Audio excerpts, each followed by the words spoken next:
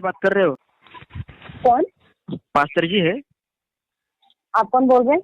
मैं ओम बात कर रहा हूँ महाराष्ट्र से।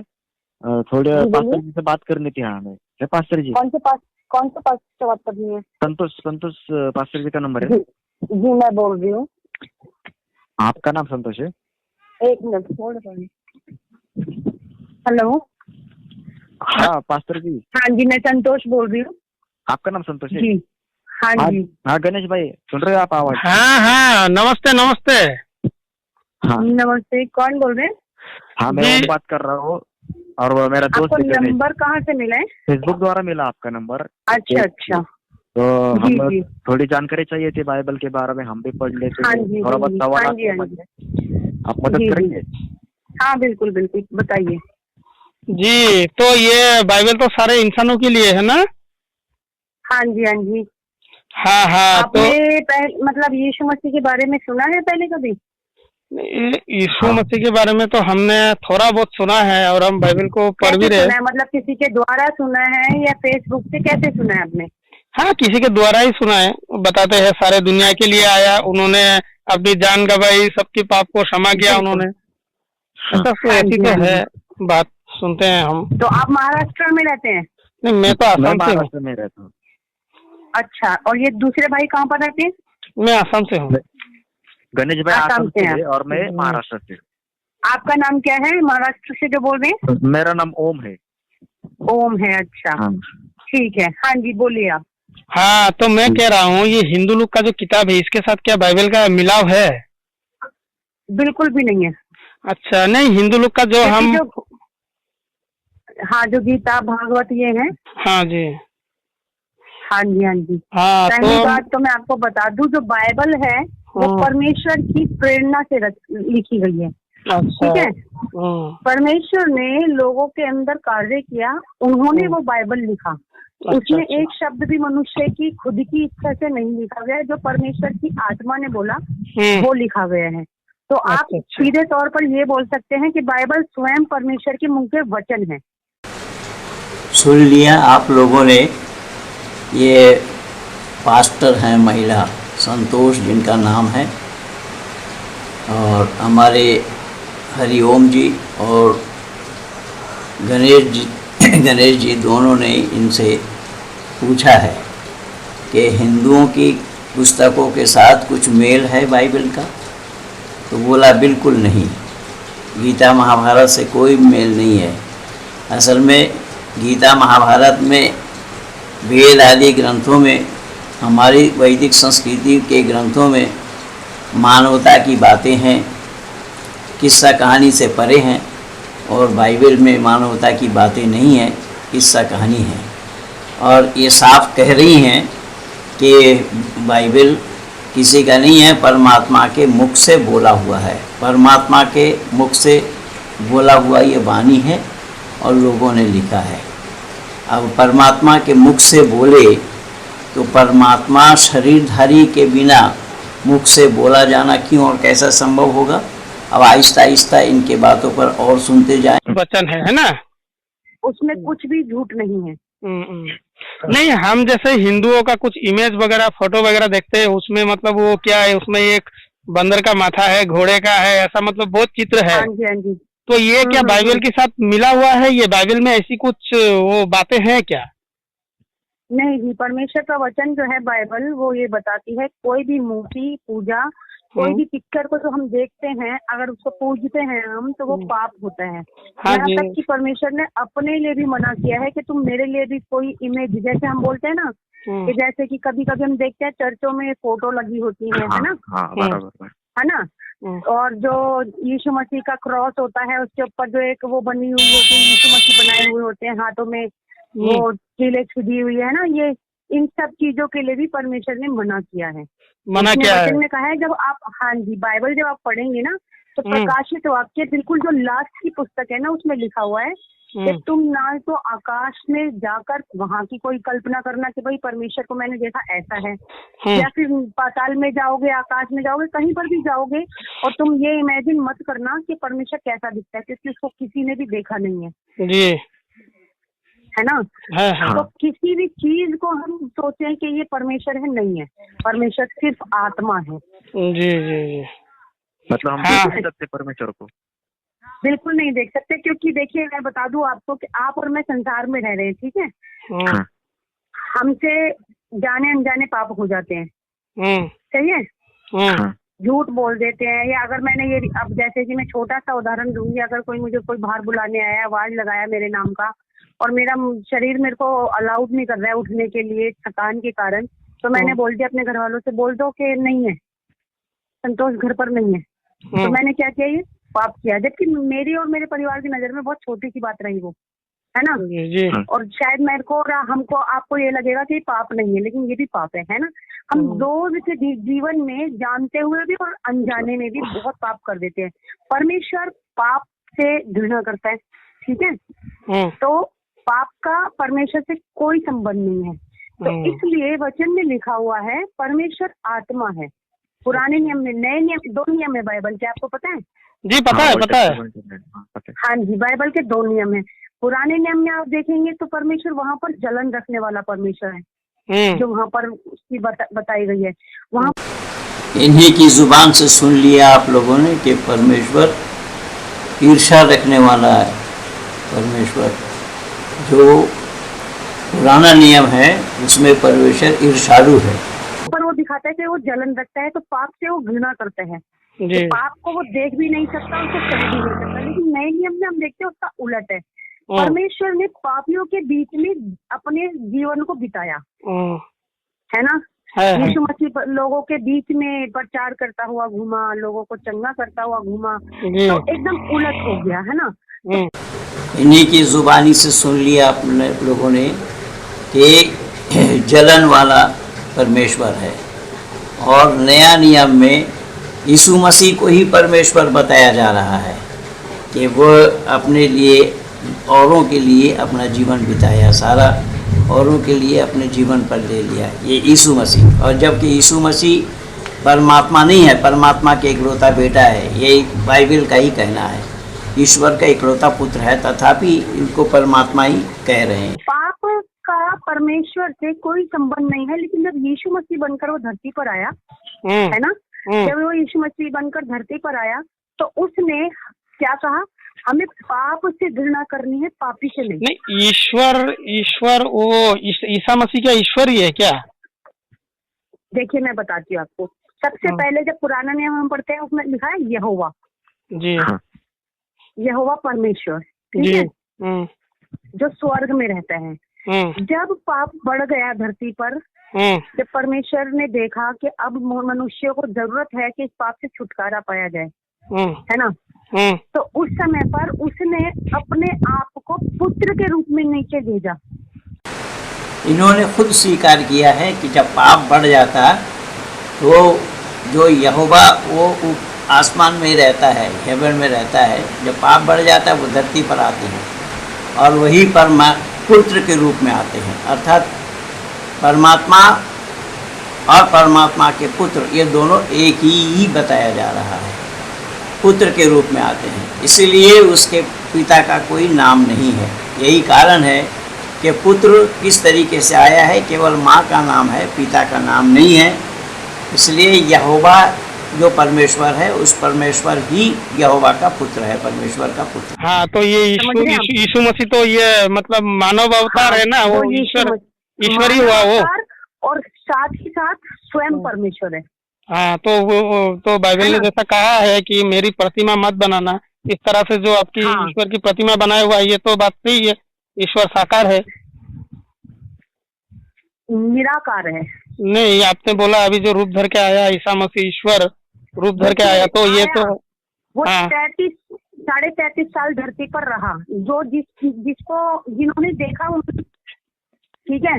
नहीं, वो तो आया तो ना, ईश्वर तो साकार रूप धर के आया, तो आप तो बोल रहे हैं निराकार है, ये तो गलत हो रहा है। निराकार तो बाइबल के हिसाब से नहीं बैठ रहा है। सुनिए, यीशु मसीह पुत्र बनकर आया था। उसने एक वचन जो लेकर आया था, मन फिराओ क्योंकि स्वर्ग का राज्य निकट है। तो वहाँ जो यीशु मसीह है यीशु मसीह को हम बोल सकते हैं वो अदृश्य परमेश्वर का दृश्य प्रतिरूप है। आप लोगों ने सुन लिया, ये खुद कह रही हैं कि अदृश्य रूप जो परमात्मा है उसका प्रतिरूप है ये यीशु मसीह, अर्थात वो ईश्वर का बेटा नहीं है, वही ईश्वर का बेटा बन करके आया और वो अदृश्य रूप में ईश्वर है और ये दृश्य रूप में आया। हाँ, तो यही हुआ बात। तो मतलब अभी जो बोल रहे हैं कि परमेश्वर निराकार है, तो यीशु यहोवा परमेश्वर ही तो यीशु का रूप धर के आया, इसी बात को हम समझ रहे हैं। हाँ, तो बाइबल का जो परमेश्वर है वो तो साकार हो गया, निराकार तो नहीं हुआ। साकार परमेश्वर हुआ है। आपको समझ आए परमेश्वर का आत्मा जैसा आपको समझा है वैसा। और एस्केल में लिखा है पास्टर साहब। हाँ जी। वो सुनाइए पढ़ के जरा वो पक्षी के बारे में, ये जो हिंदू लोग का हनुमान वो क्या है उसके साथ मिला हुआ है। एस्केल का 9वां अध्याय 10वां वचन आप सुन रहे हो, आप निकल लीजिए बाइबल। जी बोलिए। 10वां वचन में पढ़ रहा हूँ। उनके सामने के मुखों का रूप मनुष्य का था और उन चारों के दाहिने ओर के मुख सिंह के थे, बाईं ओर के मुख बैल के थे और चारों के पीछे के मुख उक्का पक्षी के थे। तो मतलब कैसा मतलब पक्षी है या जानवर है? ये तो हिंदू लोग का जो फोटो है उसके साथ तो मिला हुआ है ये।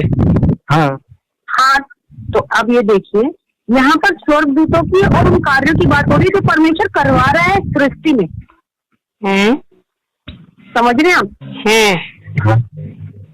यहाँ पर परमेश्वर लोगों से पूछ रहे तू क्या देख पा रहा है? उसने बोला मैं ऐसे ऐसे देख पा रहा हूँ, एक जानवर है उसके ऐसे ऐसे मुंह है, ऐसे है, उसके सींग ऐसे हैं वैसे हैं। और स्वयं परमेश्वर नहीं है, वो वहाँ पर कार्य कर रहा है प्रकृति में।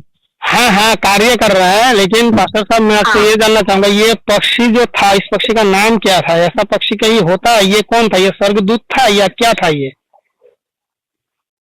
मैं आपको ये बता दूं। देखिए परमेश्वर ने हर एक समय पर लोगों को बुद्धि देने के लिए, क्योंकि हमारा परमेश्वर दृष्टांत के में बात करता है, क्योंकि अगर वो सीधी बात करे ना तो आप और मैं बिल्कुल नहीं समझ पाएंगे। वही तो मैं इसीलिए मैं आपसे पूछ रहा हूँ, वो पक्षी था या ऐसा जो रूप बताया गया है, जैसा रूप बाइबल में वर्णन किया गया है, ये हिंदू लोग का भी ऐसा ही मिला हुआ है। तो अगर हम देखेंगे तो पक्षी था, वो क्या था? वो देखिए आप पुराने नियम पे अगर ज्यादा आप ध्यान देंगे ना तो आप परमेश्वर का जो सामर्थ है ना उसको नहीं समझ पाएंगे आप, क्योंकि परमेश्वर दयालु परमेश्वर होकर हुआ। अभी आपने बताया परमेश्वर वो नया नियम में कैसा लिखा है, नया नियम के साथ पुराना नियम मिल नहीं रहा है, अभी फिर आप नया नियम में जा रहे हैं। एक ही है। हाँ, तो परमेश्वर तो एक ही है, तो उनसे तो कोई गलती हो ही नहीं सकती। पहले तो आपने बताया, सुनिए पास्टर साहब, पहले तो आपने बताया ईश्वर का कोई प्रतिस्वरूप नहीं होता, बाद में आप बता रहे हैं कि ये ईसा मसीह जो है ये ईश्वर। पढ़िए, देखिए सुनिए आप ऐसे थोड़ा बहुत नहीं, हम आपसे जानना चाह रहे हैं, ऐसा बात बिल्कुल भी नहीं है। बिल्कुल मैं आपको बताना ही चाह रही हूँ, मैं आपको ये बताना चाह रही हूँ कि परमेश्वर त्रिएक परमेश्वर है, तो उसने 3 रूप हमें दिखाए हैं लेकिन वो एक परमेश्वर है। हाँ तो मानता हूँ, तो वो साकार हुआ ना, वो रूप तो निराकार तो रूप लेके आया ना जी। निराकार तो यीशु का रूप लेके आया, अभी निराकार रूप कैसे ले सकता है? लेकिन आप जैसे आप मंदिरों में मूर्तियों को देखते हैं और आप पहचान जाते हैं। नहीं, हम हिंदू नहीं, वो हम मानते नहीं है उसको पास्टर जी, हम मानते नहीं है, बिल्कुल मानते नहीं है। हम सच्चाई की तलाश में है, हम मानते नहीं है, सच्चाई की तलाश में है, हम मानते नहीं है। देखिए मैं आपको एक उदाहरण दे रही हूँ कि आप जैसे देखकर पहचान जाते हैं कि ये है, ऐसे परमेश्वर ने साफ मना किया है कि आप मेरे नाम का, मेरे मतलब कि एक खाली क्रूस आप लगा सकते हो एक उदाहरण के तौर पे कि मेरा यीशु मसीह से मरा और आज जिंदा है, इसलिए खाली है। यीशु मसीह ने यहाँ तक कि वो जो क्रूस पर यीशु मसीह की जो प्रतिमा लगी होती है ना उसको भी लगाने के लिए मना है। हाँ, तो बाइबल तो बता ही रहा है, बाइबल तो बता ही रहे हैं जो यहोवा परमेश्वर ये निराकार है, ये साकार यीशु का रूप धर के आया, तो ये गलत कैसे हुआ है? तो सही हो रहा है, सही हो रहा है, गलत कैसे हो रही है?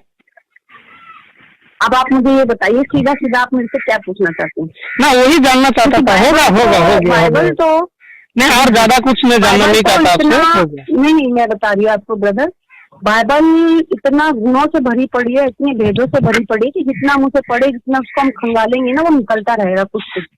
इसीलिए तो कुछ और बताइए। इसीलिए तो पुराना नियम के साथ तो नया नियम मिलता नहीं है। अभी आपने बोला कि ईश्वर निराकार है, फिर वो साकार बेच गया। नहीं है कि ये नहीं बोल सकते हम कि नया नियम और पुराना नियम मिलता नहीं, क्योंकि आपने ही बोला था कि पुराना नियम नया नियम में जैसा बताया गया है ऐसा गलत है।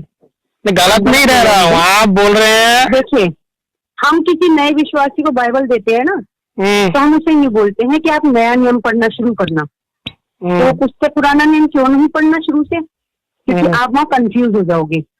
ठीक है, हम नया नियम इसलिए बताते हैं उन्हें पढ़ने के लिए ताकि वो यीशु मसीह की वही तो आप जैसा बोल रहे हैं हिंदू लोग का। जब वो नया नियम पढ़ते हैं, सुनिए, जब वो नया नियम पढ़ते हैं और नए नियम में वचन आता है कि परमेश्वर का वचन जो है वो व्यवस्था को नाश करने नहीं परंतु उसको पूरा करने आया है। नया नियम में है यीशु मसीह व्यवस्था को नाश करने नहीं आया, वरन उसे पूरा करने आया है। अब लोग ये बोलेंगे कि लोग ये नहीं बोलते कि व्यवस्था क्या है, फिर हम बोलते हैं पुराना नियम पढ़ो, तो उनमें ये होता है कि हाँ वहाँ बात हुई है इसलिए। लेकिन जब वो पुराना नियम शुरू करते हैं शुरू से तो उन्हें समझ नहीं आता कुछ भी। मैं बता रहा हूँ, पूछ रहा हूँ कि नए नियम की जरूरत पड़ी ईश्वर को, तो मतलब अज्ञानी है ईश्वर, उसका ज्ञान पूरा नहीं है ना। मतलब ईश्वर का ज्ञान अगर परिपूर्ण है तो मतलब एक ही में रहना चाहिए था, दोनों देने के लिए क्या जरूरत होता। पहले क्यों, जब परमेश्वर, सुनिए, यीशु मसीह से पहले जब परमेश्वर बात करता था लोगों से तो आकाश से वाणियां होती थी। थोड़ी देर पहले आप लोगों ने सुना है जो ईश्वर है, जो परमेश्वर है वही यीशु मसीह है, और फिर ये कह रही हैं कि यीशु मसीह से परमेश्वर बात करते थे। अब ये दोनों चीज़ अलग अलग हो गई, तो परमेश्वर कौन है, यीशु मसीह कौन है, इनको यही कॉन्सेप्ट नहीं है बाइबल में। और बाइबल में तमाम उल्टी सीधी बातें किस्सा कहानी के रूप में इसी तरीके से भरा हुआ है। देखिए, ये हमारे बच्चों को संतुष्ट नहीं कर पा रहे हैं। पास्टर है, लोगों तक वाणियां आती थी। परमेश्वर का मुंह है, हाँ, तो ये तो परमेश्वर का अगर मुंह है तो वो परमेश्वर निराकार कैसे हुआ, साकार हुआ ना। अब ये बात सुनिए, अब बात सुनिए मेरी, आकाश से वाणी हो रही है, ठीक है। परमेश्वर के वचन में लिखा हुआ है, जब पहला बाइबल का जब सबसे पहला वचन आप पढ़ेंगे, पृथ्वी बेडोल थी, बेडोल का परमेश्वर का आत्मा मंडराता था। हाँ, तो मंडराता था, ये मंडराता था, बेडोल का मतलब क्या है, मंडराता था तो देखा किसने था ये। अब आप परमेश्वर के वचन को ना गलत तरीके से खींच रहे हैं। नहीं, ये सच देखिए, जो सच्चाई ढूंढ। ईश्वर का आत्मा ही अगर मंडराने लगे तो सृष्टि की उत्पत्ति क्या करते होंगे। और ईश्वर के आत्मा को मंडराते हुए देखा किसने, जिसने लिखा है। ये सब किस्सा कहानी है। इसी तरीके से फिर कुछ भी बनाने से पहले धरती जलाशय था, वो पानी आया कहाँ से, जब धरती में कुछ था ही नहीं तो पानी कहाँ से आया। पानी पहले है या परमेश्वर पहले है, पानी पर परमेश्वर है या ईश्वर पर पानी है, इसका जवाब इन लोगों के पास नहीं है। वो हर तरफ से तर्क करेगा, लेकिन हाँ बिल्कुल बिल्कुल, लेकिन हर तरफ से तर्क करेगा। हम हिंदुओं से भी तर्क करते हैं, आप लोगों से भी हम तर्क पूर्वक जानना चाहते हैं। हम देखिए, जब आप परमेश्वर की हेल्प मांगेंगे ना कि परमेश्वर अपनी आत्मा के द्वारा मुझे समझाए, तो वो जो आत्मा आपको समझाएगा ना, अभी आप मुझे शायद गलत समझ रहे हो कि मुझे पता नहीं है। नहीं, मैं आपको सच्चाई बता रही हूँ। ऐसा तो है ही। आप किसी तीसरे से पूछ लेंगे तो वो कुछ और बताएगा, क्योंकि परमेश्वर का आत्मा हर एक से अलग अलग तरीके से बात करता है। नहीं, वही तो हम बोल रहे हैं। आपने जो बोला, जो पृथ्वी बेडोल पड़ी थी, बेडोल का अर्थ क्या होता है। बेडोल पड़ी थी और उसमें परमेश्वर का आत्मा मंडराता था। नहीं, बेडोल का अर्थ क्या होता है, बिना बेडोल का अर्थ क्या है, क्या समझे हम। उसका कोई आकार नहीं था, कोई आकार नहीं था, पृथ्वी का आकार कुछ भी नहीं था, कुछ नहीं था, अंधेरा था। अच्छा, तो उन्होंने अंधेरा था, है ना, ने बोला। हाँ, वही पे रुकिए आप। बेडोल थी और उसकी आत्मा जल के ऊपर मंडरा रहा था, यही ना, मंडरा था। ये जो लिखा, ये किसी ने देखा। अगर परमेश्वर का आत्मा जल के ऊपर मंडलाते रहे, उसकी आत्मा विचलन होते रहे, तो वो पृथ्वी का बनाने वाला कैसे हो सकता है, ये बात आप बोलिए मुझे।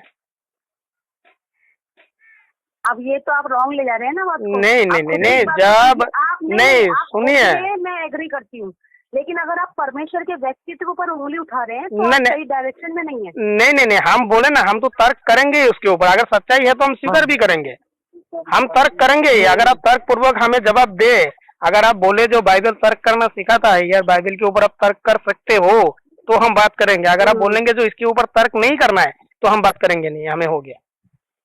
अगर आप बोलेंगे पहले तो तर्क आप कर सकते हो आप। वचन आओ। में लिखा हुआ है, देखिए परमेश्वर का वचन इब्रानियों की पुस्तक 11 अध्याय 6 पद में लिखा हुआ है, परमेश्वर है और अपने खोजने वालों को उत्तर देता है, और ये खोजने वालों को ये विश्वास होना चाहिए कि वो उत्तर देता है। ठीक है, हाँ तो अगर वही सबसे वही पहली तो हम बात एक पूछ रहे हैं विश्वासी का आपसे। विश्वास ये ही नहीं है कि परमेश्वर है। नहीं या नहीं उसका व्यक्तित्व पास्टर है। जी, आप हमारी बात को समझ नहीं रहे हैं। परमेश्वर को अच्छा। ढूंढता है आत्मा, ठीक है, परमेश्वर को आत्मा ढूंढता है, ये हम मानते हैं इस बात को। हमारे अंदर की जो आत्मा है वो परमेश्वर को ढूंढता है, ये मैं मानता हूँ। लेकिन जो पृथ्वी का आकार नहीं था, बेडोल था, और उसकी आत्मा पानी के ऊपर मंडला रही थी, ये किसने देखा था? यही पूछना चाहता हूँ मैं आपसे।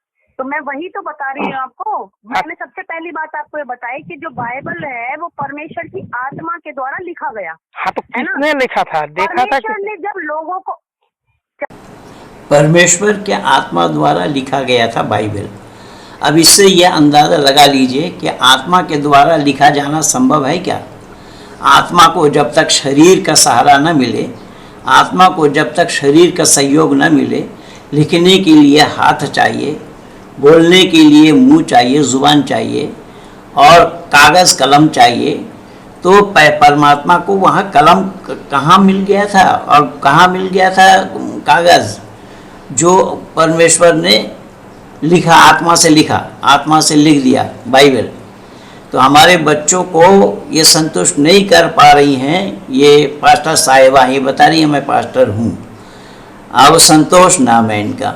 अब काहे का पास्टर, कैसे पास्टर? तो यहाँ अक्लमंदों की कोई जगह नहीं है, अक्लमंद लोगों के लिए कोई गुंजाइश नहीं है।